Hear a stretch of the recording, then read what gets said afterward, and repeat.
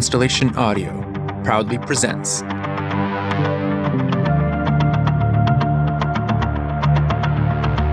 Brevity by Mark Johnston.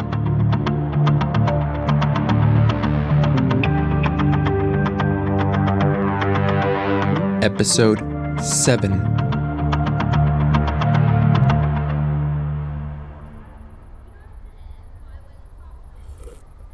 Coral takes a sip of her tea.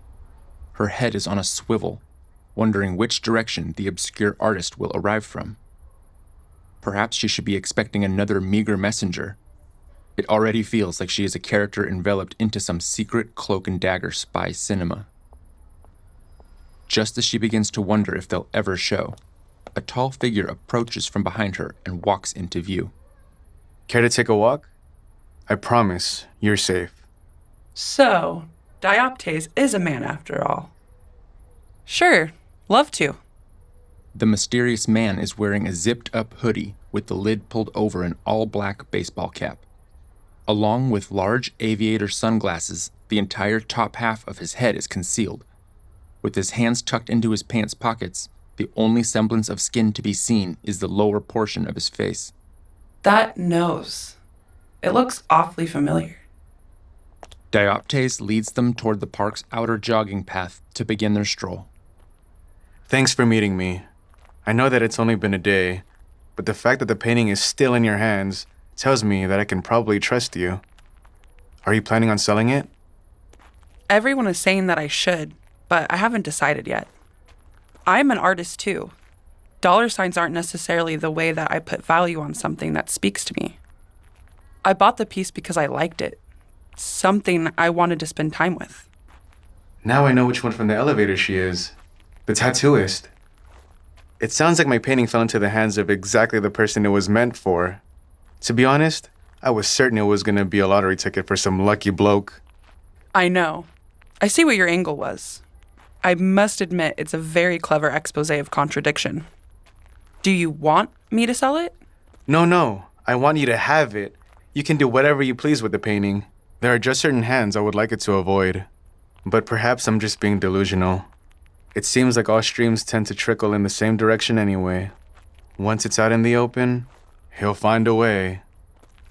Coral takes the lid off of her cup to move the tea bag aside. She takes the last sip of her drink, folds the plastic lid, and sticks it inside the small empty vessel. Here, let me throw that away for you. Christian removes his hands from his pockets to take Coral's cup as they pass by a large public trash barrel. She instantly notices the small cartoon bird on his lower left hand. Holy hell! It's the guy from the elevator! Coral's head is racing. She can't believe the coincidence. Then she begins to put the pieces together. Are you talking about Reuben Archambault? What? How did she know? What makes you say that? You were at the Opal Tower today. We saw you in the elevator. What's the name of your tattoo? Mickey Woodpecker or something? You said you were there to see your dad, but I'm thinking now that it had something to do with the Archambault family. Don't worry, I'll never sell to that motherfucker. Christian takes a deep breath, then slowly removes his hood and sunglasses. I guess I need to fully trust you now. It's Marty Magpie, by the way. My tattoo. I forgot you guys noticed it today. I had no idea that we ran into each other earlier until I saw you in the park. Was that your sister with you in the elevator? No. Well, basically, that's my best friend Jim. I'm Coral. Coral Saguaro. It's a pleasure, Coral. I'm Christian. When I tell you my last name, you're probably gonna freak out. I was talking about Reuben Archambault. He's my father. Whoa. Holy shit, back up. Your dad is collecting your art and he doesn't even know it's from you? When you say it out loud, it sounds even crazier. But yeah. This is freaking unreal. The news is already having a field day over this story. If they got the whole picture... I know. I suppose that makes the other lady your dad's business enforcer or whatever. He said it was his daughter, so she must be your... That's right. I see. She was definitely hard-nosed. And no offense, but your dad is kind of a dick, by the way. And from what I hear, pretty corrupt, too. He's certainly not the city's finest. In fact, probably the city's worst. They offered us $1 million for the painting. I got a weird vibe, and we said no. That's a very hard thing to do. Thank you for holding out. I'm sure he won't give up easily. If I ever sell, I promise it won't be to them. He was never supposed to get that first painting. I was too slow to erase it. Won't make that mistake again. I'm working on a plan to rectify that particular error now. I have to admit, covering up the painting afterward is pretty badass.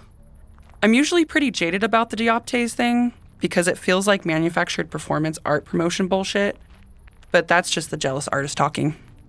I get it. There are tons of artists more talented than me, yourself included. There's no way in hell that my stupid painting should be selling for small fortunes. I never thought it would blow up like this.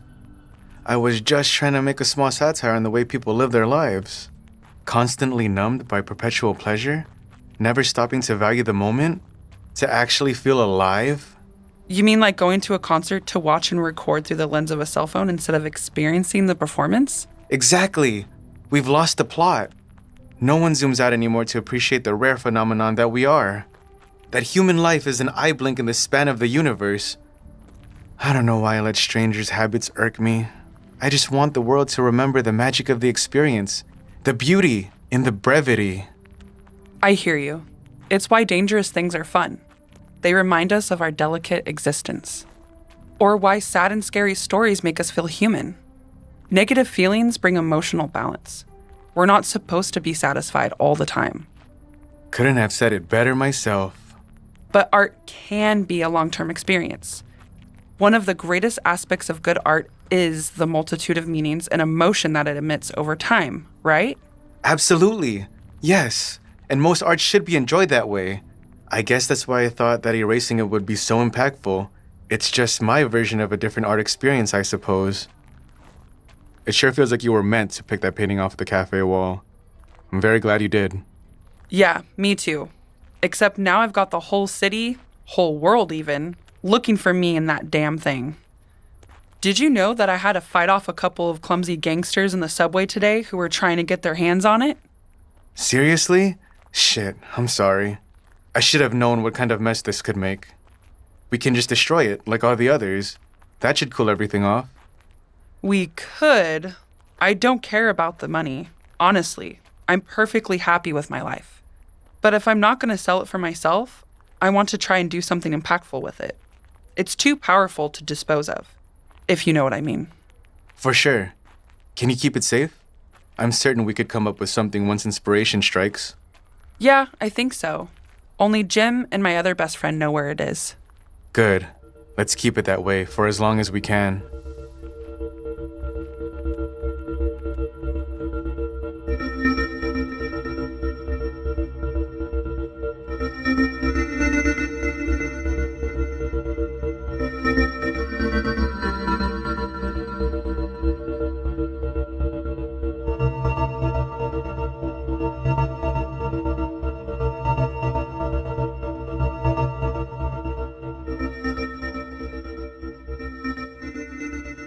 Holy crap!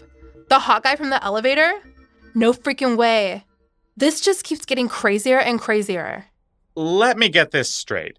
You met the real Dioptase last night in the park, and it's the same guy that you both shared an elevator with yesterday? Yeah, but here's the kicker. He was there at the tower because he is Reuben Archambault's son. What in the world? This is too much. So is Dioptase a mobster too, or... Can I just say, he definitely didn't get his good looks from his dad. Guys, I know this is crazy. And no, he's not like his dad. At all. And we have to keep this quiet. You're the only people I can trust. Of Yes. course. Well, you guys want to hear something else that'll blow you away? Coral, you remember that creepy, beefy security dude from the tower? The one in charge? I wish I could forget. I told you that his voice sounded familiar. Well, I found him. Like on a dating app, or... No! He's Captain Left Hook. What the heck are you talking about? You guys know that I'm like a VR junkie, right? Virtual reality. Coral and Gage stare blankly as Jem points toward her entertainment center. Resting below the oversized TV screen is a small video game console with 2 headset goggles and controllers. It's a metaverse gaming complex called Crimson Castle. It started out as a medieval ages multiplayer role-playing game. Then, it expanded into a handful of different worlds where players can complete missions or just hang out. For some, it's just an escape from the real world, kind of like a digital Renaissance fair. Personally, I spend most of my time in Shanghai Shadow, samurais and ninjas, you know. But occasionally, I wander into Buccaneer's Barrel, the pirate world. Jem's audience of 2 remain stone-faced, both sets of eyes slowly starting to squint with confusion. I know it sounds crazy. Just hear me out. In the pirate world, you can basically do anything a pirate would do. Plunder, battle, sail the open sea, whatever. So there's this powerful ship with a crew and a captain. He's notorious for being the brute of the ocean. Captain Left Hook. My player rank is pretty high, and I've been maneuvering my way onto his crew. Just last night, they finally accepted me aboard. And it's him. There's no doubt in my mind. Same voice exactly, just with a pirate accent. Still sounds like a dating app to me. He even made a Shirley Temple joke, just like the other day. Right. Didn't you hear one of the security guards call him Lefty? I swear I heard that. Actually, yeah. You might be onto something.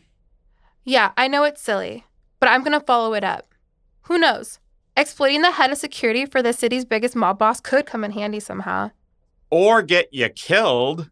Please be careful, Jem. Oh, don't worry about me. This rowdy raider can hold her own on the seas of the vast virtual vortex.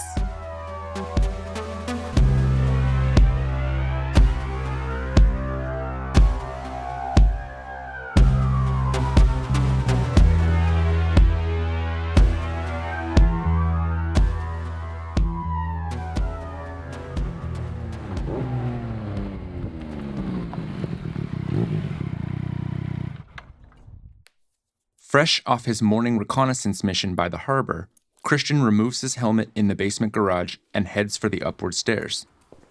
He pulls out his phone to check his email. One last thing to be sure of. To Christian's delight, he opens his mailbox and sees that he has finally received the food menu for this evening's gala. He carefully scans the digital document, looking for something that he needs to be there. When his eye spots the dish, a smile stretches across his face, and he puts the phone back into his pocket. It's go time.